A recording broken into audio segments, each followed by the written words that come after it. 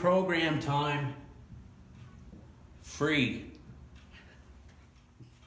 Okay guys, this is a strength-based program. It is my favorite strength protocol. I've used it numerous times over the years.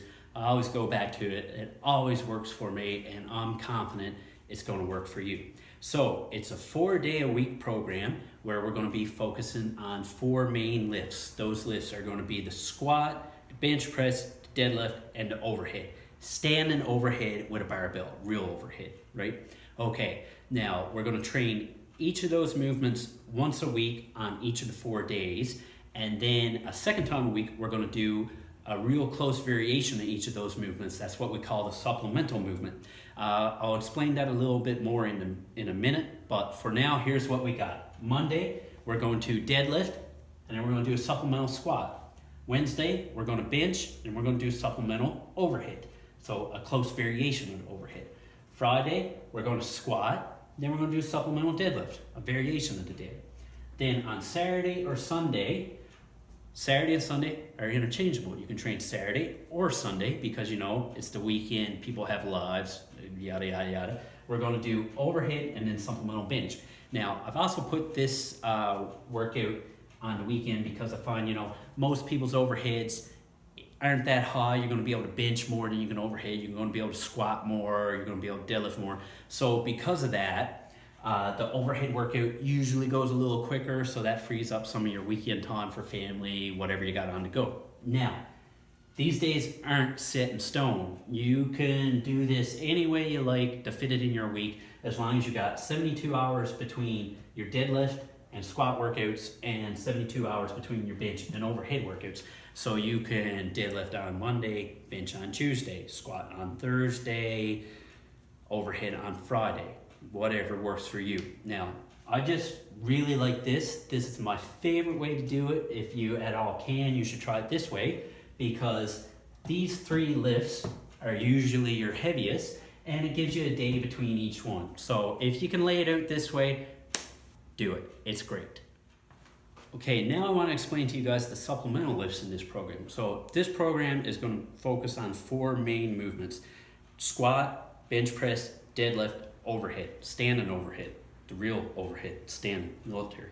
So we're going to train each of those main movements once a week.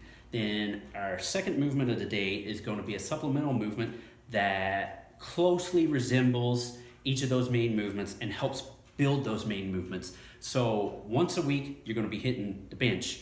On the second upper body day of the week, you're going to be hitting a close variation of the bench. So you're going to be training those muscles that make the bench stronger twice a week, but you're only really going to be benching once a week. So, you know, the options for your supplemental movements, you know, are endless, as long as it's something that helps you build the main movement. Like if you got crazy strong triceps, your bench just shoots way up. Once you get halfway up, your triceps are awesome strong. You probably don't need to do a lot of close grips. But if you're really weak off the chest, you can go with floor press. So find good supplemental movements that work for you, that help build your main movements. Some examples for the deadlift: we got deficit deadlifts, help you get going off the floor. Block pulls, if you're weak at the top. You can do RDLs. Everybody needs more glutes and hamstrings, right? So RDLs are always a good option. If you're a conventional puller, you can pull sumo. If you're a sumo puller, you can pull conventional. So we're going to do our squat one day, and then when we're done to squat, we're going to be doing a supplemental deadlift movement. So we're kind of getting that work in twice a week, but not doing the same thing, so we get a lot of these overuse injuries. That's why I like this program so much. So then supplemental squat movements, you could do high bar, safety squat bar if you have access to one. Front squats, another great one, build the quads, can't go wrong there. For the bench, you can do close grips, inclines, close grip incline, floor press, close grip floor press, lots of options. Overhead, you can do the Z press, great movement. If you don't know what a Z press is, do a quick Google search. It's awesome, really builds your overhead. If you got access to an axle, you can use an axle, fat grips, whatever. You can do high incline close grip. That's a great overhead builder for a lot of people. That makes my overhead shoot up. But now, if you did inclines for your bench, don't do inclines for your close grip. So basically what you're going to do, on one day you're going to deadlift, then do a squat variation. Then you're going to bench, do an overhead variation. Then you're going to squat, do a deadlift variation. Then you're going to overhead, bench variation. Simple. Okay, now that we covered the main movements and the supplemental movements, we're going to go over the accessories, the little things. Now, it's pretty tempting if you like to train like I do, to get in the gym, if you're not rushed for time, do your main movement, your supplemental movement, and then do a whole slew of accessories. We want to get away from that. We just want to do what counts. No fluff, no BS. We're going to do exercises that make us better, and that's it. We're going to save the rest of the time for recovering. So I'm giving you what I find most people need, what I need the most of. This is general rule. If you don't fall within these lines, you can switch it up a little bit, but here's what most people are lacking and what I find benefits people the most. So on our squat day, we're going to squat, of course, then we're going to do our supplemental deadlift. Then we're going to do a hamstring exercise, a low back exercise, and an ab exercise. Now, a lot of these hamstring low back exercises aren't that much different, like a 45-degree back raise or a reverse hyper or a glute ham raise. It's going to work your low back and your hamstrings at the same time, but we're going to do a lot of that, and we're going to pick one that puts a little more emphasis on hamstrings and then one that puts a little more emphasis on the low back. So maybe we'll do a leg curl, which is going to be a lot of hamstrings, then a 45-degree back raise, which is going to be a little more low back. Then abs. Abs are very important. So for most people to build their squat and deadlift, they need more hamstrings, low back, glutes, and abs. So that's what we're working here. Then for our upper body day, bench. We're going to bench, supplemental overhead. Then we're going to work tries. Everybody needs more tries. Then we're going to work lats. And then we're going to work upper back. Now, lats, upper back is kind of the same thing, but what I mean here is we're going to do some kind of row or pull up, pull down, and then something more rear delt focus or upper back. Big upper back, you're going to be able to bench more weight. You're going to be able to overhead press more weight. So maybe we'll do our bench, then maybe we'll do a Z press for a supplemental overhead, then maybe we'll do skull crushers, then maybe we'll do a one-arm dumbbell row, and then maybe we'll do a face pull to really zone in on those rear delts, traps, upper back. Do shrugs, whatever. Exercises that are going to give you more of what helps you in these movements. Bench, triceps, lats, upper back. Squats, deadlifts, hamstrings, glutes, abs. That's what we're going after. So then, deadlift day, same thing. Deadlift, squat, right back to hams, low back, abs.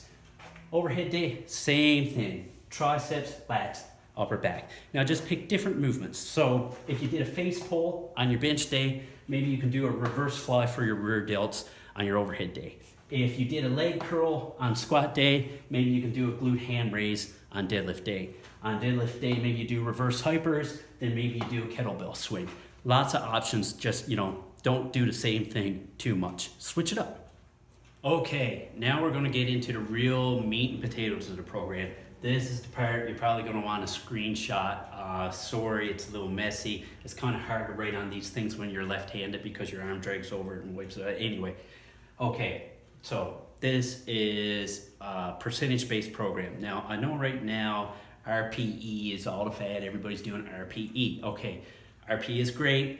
I'm not saying there's anything wrong with it. But if you're like me, you're a little bit of a meathead, everything turns into an RPE 9.5. Like you're supposed to hit a 7, you get in there, you're feeling good, you get all pumped up, oh, I can do more, it turns into a 9.5. So I like sticking to the percentages for this reason. And also, if you're new to this strength-based stuff, percentages are a good way to go to. It's good set guidelines. Now, one benefit of RPE, not every day your strength is the same, so you can kind of self-regulate.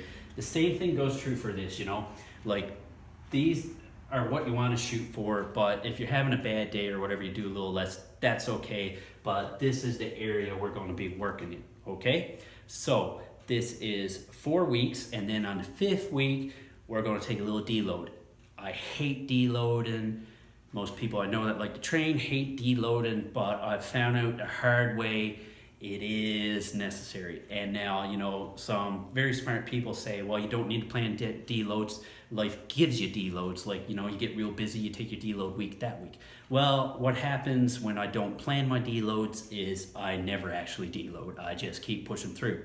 So we actually got them in the program. You got to do them. It's going to benefit you in the long run. So here we go. Here's our percentages. These are for your main movements and then your supplemental movements.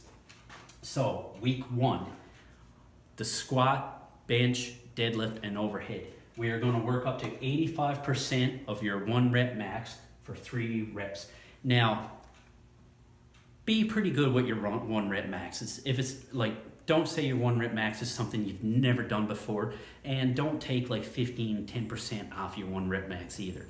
Just be realistic. You know, you don't want them too light. Hey, we're trying to get strong. We're going to be working hard. We're going to be aggressive. That's how you get strong. But you don't want them to be too heavy either, because all these percentages are going to be way off. So, you know, if the most you've ever benched is 315, then your 1 rep max is 315, not 325. So if you know what you can do, make that your 1 rep max. If you don't know what you can do, if you got no idea, take a week, figure it out. So anyway, here we go. Week 1, the main movements. We're going to work up to 85% for 3 reps. 85% of your 1 rep max for 3 reps. Once you hit that triple, you're going to stick with the main movement. You're going to drop the weight back down to 70%. Then you're going to do 3 reps for 5 sets. And this is where we're going to work on speed. You got to be explosive if you want to lift big weights. Now you already hit 85 for 3 and 70% is going to be a lot of weight. So, you know, the bar isn't going to be flying off your chest like doing speed work with 50% of your max. But the intent is going to be there. You're going to be trying to move that thing as hard as you can. Then the supplemental movement is going to be in the hypertrophy range. So for the first week, we're going to do 60% of your max on that supplemental movement for 8 to 10 reps for 4 sets. So for example, you're going to squat, you're going to do 85% of your best squat for a triple, then you're going to do 70% of your best squat for 5 triples. Then you're going to do a Romanian deadlift, an RDL with the barbell. So you're going to do 60% of your best RDL for 8 to 10 reps for 4 sets. Then you're going to move into that hamstring, low back, ab, accessory work. Now, there's no guidelines for that stuff. Like, I'm not giving you a percentage for a skull crusher or a leg curl. Just train them hard. For those accessories, you're going after a good pump. Now, week 2, we're going up to 87.5% for 3.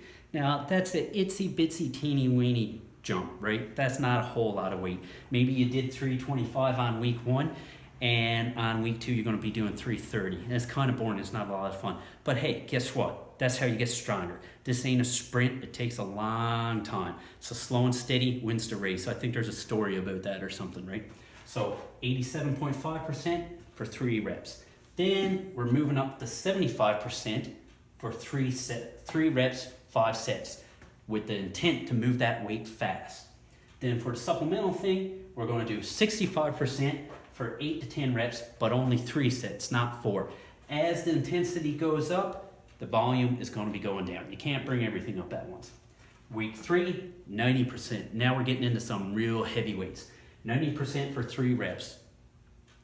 It's going to be tough, but if you set up your maxes the way you should have, you're going to be able to do this.